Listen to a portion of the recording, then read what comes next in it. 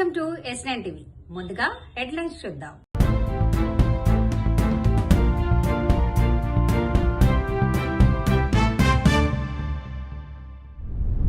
హుజూరాబాద్ లో dumping yard ఏర్పాటును వ్యతిరేకిస్తున్నాం. తెలంగాణలో బీజేపీ అధికారంలోకి రావాలని రామయ్యను కోరుకున్నాము. మత్స్యకారుల అభివృద్ధి కూటమి ప్రభుత్వంతోనే సాధ్యం. మూసీ అభివృద్ధి నిర్ణయానికి వ్యతిరేకంగా ధర్నా. రాజీనామా చేస్తాను. నిరుద్యోగ ఇస్తున్నామంటే ఒప్పి రాజీనామా ఇస్తాను కూడా చేయి. విద్యార్థి భరోసా గారు ఇస్తున్నామని చెప్పి ఒప్పి నేను రాజీనామా ఇస్తాను, రాజీనామా అయ్యి. రైతులకు నువ్వు ఇస్తాన 15,000 రూపాయలు రైతు భరోసా ఇస్తున్నట్టు ప్రూవ్ చేయి. 12,000 ఎందుకు ఇచ్చినావు మరి 3,000? మరి అవి 5 ఎకరానికి ఎందుకు ఇస్తున్నావు? ఎకరానికి ఎందుకు ఇస్తున్నావు? 2 ఇష్టంలో తిరిగే కొట్టినావు. రైతు కుళ్ళకు 12,000 ఇస్తా అని చెప్పి ప్రూవ్ చేయి, రాజీనామా చేస్తా. గిన్ని అబద్ధాలు ఆడి దీనికి ముఖ్యమంత్రి గారు సిద్ధమా? నేను రెడీ. నేను 6 గ్యారెంటీలు అమలు చేయాలని ప్రూవ్ చేస్తా. నేను ప్రూవ్ చేయాలంటే నేను రాజీనామా చేస్తా. నువ్వు ప్రూవ్ చేస్తావు నువ్వు లేవు రాజీనామా అయ్యి.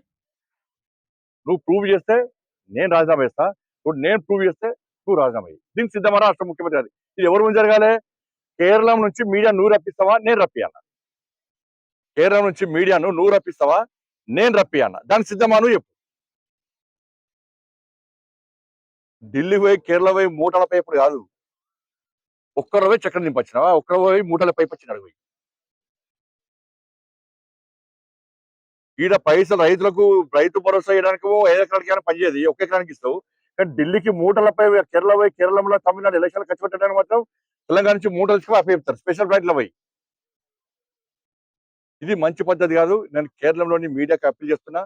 గతంలో మహారాష్ట్ర, బీహార్ నుంచి మీడియా వచ్చి ఈడ విచారణ జరిపారు, మహిళలందరూ తిరగబడ్డారు. ఇప్పుడు అదే పరిస్థితి ఉన్నది.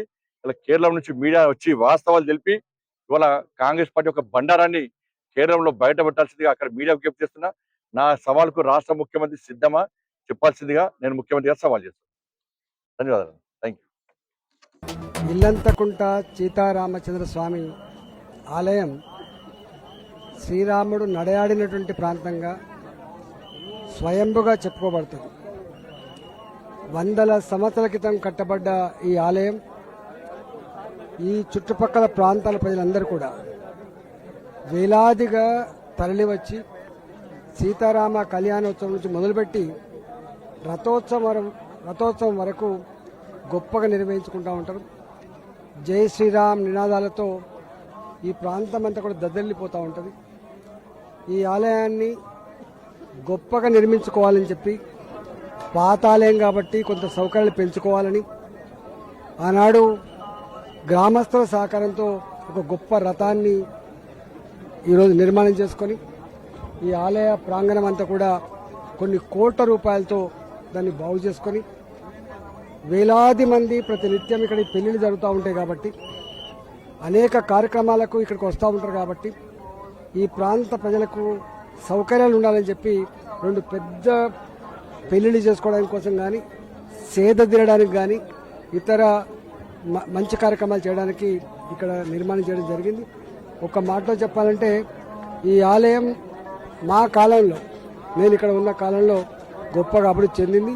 రాబోయే కాలంలో కూడా ప్రజల సహకారంతో మరింత గొప్పగా అభివృద్ధి చెంది మరిన్ని వేల మంది భక్తులు ఇక్కడికి వచ్చినట్టుగా చేయడంలో ఇక్కడున్న యాజమాన్యం తోడ్పాటు అందించాలని చెప్పి నేను కోరుతా ఉన్నాం. ఇవాళ నేను మొక్కులు చెల్లించుకున్నాం. రాబోయేటువంటి కాలంలో భారతీయ జనతా పార్టీ రాష్ట్రంలో అధికారంలోకి రావాలని, ప్రజలకు మంచి జరగాలని చెప్పి మనస్ఫూర్తిగా కోరుకుంటున్నాం. ఈ రాష్ట్రంలో మత్స్యకార కులాల సంక్షేమ సంఘం తరఫున 14 కులాలు కలిసిమెలిసి ఉండాలి అని చెప్పి ఆ రోజు మాజీ మంత్రి నడుకూరు నరసింహారావు గారు, పెద్దలు మోపిదేవి రామరావు గారు కూడా ఈ సంఘాన్ని స్థాపించడం జరిగింది. మరి అలాగే ఈ సంఘం యొక్క ప్రతి జిల్లా, ప్రతి గ్రామానికి కూడా ఈ సంఘంలో సభ్యులుగా ఉండి సంఘంలో సమస్యలు ఏంటి, దాని మీద ఏదైతే ఇబ్బంది ఉందో అక్కడ ఈ సంఘం కూడా పనిచేస్తుంది. మరి అలాగే రాజకీయంగా కూడా వాడబలిజులు, మరి అలాగే బెస్తలు, జాలరి, నేయుల ఈ 4 తెగలకి కూడా న్యాయం జరుగుద్ది. మరి అలాగే మొన్న కడపలో మా మీటింగ్ జరిగే రోజునే బెస్తలకి ఇబ్బంది జరుగుతుందంటే త్వరలోనే జరుగుద్దని చెప్పాము. మరి అలాగే అక్కడ బెస్తలకి ఆప్కా చైర్మన్ ఇచ్చారు. మరి అలాగే త్వరలోనే మనం ఉత్తరాంధ్ర కూడా ఈ వాడబల్జులకి ఇక్కడ ఉన్న మిగతా వాళ్ళు కూడా న్యాయం జరుగుద్దని కోరుకుంటూ, మరి అలాగే సోదరులారా, మరి ఈ సంఘం రాష్ట్రంలో అన్ని జిల్లాల్లో కూడా జిల్లా కమిటీలు వేసుకున్నాము.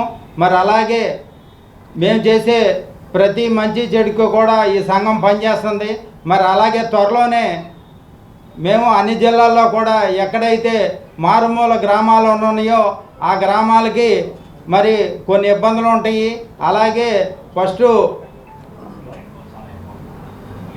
మెడికల్ కొన్ని ఇబ్బందులు ఉన్న ఊర్లు విలేజ్లు ఉన్నాయి, బాగా సముద్రం వంచున నదుల దగ్గర అక్కడ ఉన్నాయి. వాటిని గుర్తించి ఈ సంఘం ద్వారా కూడా మేము పనిచేస్తాము. మరి అలాగే కొన్ని విలేజుల్లో ఎడ్యుకేషన్ కూడా ఇబ్బంది ఉండే మా వాళ్ళని కొంచెం అవేర్నెస్ తీసుకొస్తానికి ఈ సంఘం పనిచేస్తుంది. మరి అలాగే సమస్యలు తెలిసిన వారు కొల్లి రవీంద్ర గారు ఈ సంఘంలో ఏమి ఇబ్బందులు ఉన్నాయి ఏంటి అని చెప్పి ముఖ్యమంత్రి గారికి చెప్పి తగు న్యాయం జరుగుద్దని ఆశిస్తూ, మరి అలాగే వాళ్ళు కూడా కొంచెం టైము గవర్నమెంట్లో కూడా కొన్ని ఇబ్బందులు ఉన్నాయి కాబట్టి ఒక్కోటి జరుగుద్దని చెప్పి ఆశిస్తూ ఈ సంఘానికి న్యాయం జరుగుద్ది. మిగతా వాళ్ళు కూడా ఆధారపడద్దు. ఈ సంఘం అన్ని వేళలా అందరికీ కూడా అందుబాటులో ఉండి పనిచేస్తుందని చెప్తూ ఈ అవకాశం ఇచ్చిన మరి ఆధ్వర్యంలో మా అధ్యక్షులు గెలు శ్రీనివాస్ గారి ఆదేశాల మేరకు మూసీ సుందరీకరణ పేరుతో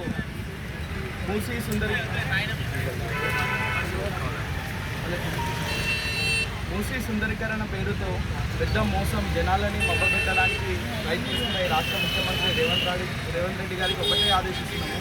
మీరు సుందరీకరణ పేరుతో మీ రియల్ ఎస్టేట్ వ్యాపారం పెంచుకోవడానికి మీరు ప్రజల దగ్గరికి వచ్చి వాళ్ళ ఇల్లు గులగొడతామనంటే ఎట్టి పరిస్థితుల్లో బీఆర్ఎస్పీ కానీ తెలంగాణ రాష్ట్ర సమితి కానీ మీకు ఊరుకునే బదులు మీరు బుల్డోజర్ తీసుకోవాలి సార్. బుల్డోజర్ మీరు ఇల్లు గులగొట్టే కంటే ముందు ఫస్ట్ మమ్మల్ని ఎదుర్కొని మీరు బుల్డోజర్ దగ్గరికి రావాలి, పేద ప్రజల దగ్గరికి రావాలని కోరుకుంటున్నాము. అదేవిధంగా ఈరోజు ఈ మూసీ ప్రవాహిక ప్రాంతాన్ని పర్యటించడానికి వచ్చిన జిహెచ్ఎంసీ బృందానికి ప్రత్యేక ధన్యవాదాలు. ఇలాగే 10 రోజుల పాటు ఈ కార్యక్రమం కొనసాగిస్తున్నామని.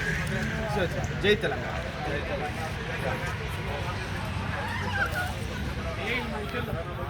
ఏమైనాయి, రియంబర్స్మెంట్ ఏమైంది? నీకు 1,50,000 కోట్లు బడ్జెట్ రిలీజ్ చేసి మూసి రెనోవేషన్ చేస్తాను రేవంత్ రెడ్డి. మేము మా గవర్నమెంట్ ఉన్నప్పుడు 2016లో 16,000 కోట్లతోని ఎస్టీపీ ప్లాన్స్ పెట్టి టీబీటీ ప్లాన్స్ పెట్టి మేము మూసి అనే దాన్ని ఎస్టీపీ ప్లాన్స్తోని ప్యూరిఫై చేసుకొని ఈ మూసీలో మంచి జలాలు పారేటట్టు మేము చేస్తామంటే నువ్వు నీ సంస్థలకి నీ బినామీలకి క్వైరీలు ఇచ్చి పొల్యూటెడ్ అయిన కంపెనీస్ ఇచ్చి ఫార్మా ఇండస్ట్రీస్ ఇచ్చి నువ్వు పొల్యూట్ చేసి నీ రాజకీయం కోసం నువ్వు 1,00,000 కోట్లు దోపిడీ చేస్తా అంటే ఒప్పుకోనికి మేము సిద్ధంగా లేము. మేము ఏదైనా సరే మేము తరిమి కొట్టడానికి మేము రెడీ ఉన్నాం. మేమందరం దీన్ని ఛాలెంజ్గా తీసుకొని ఇంకొక 10 రోజులు ఈ మూసీ సుందరీకరణ స్కామ్ ఏదైతుందో దీనికి పోరుపడడానికి మేము అందరం రెడీ ఉన్నామని చెప్పి చెప్పుకుంటున్నాం. Thank you. ఇంతటితో వార్తలు సమాప్తం. మరిన్ని అప్డేట్స్ కోసం చూస్తూనే ఉండండి S9 TV న్యూస్.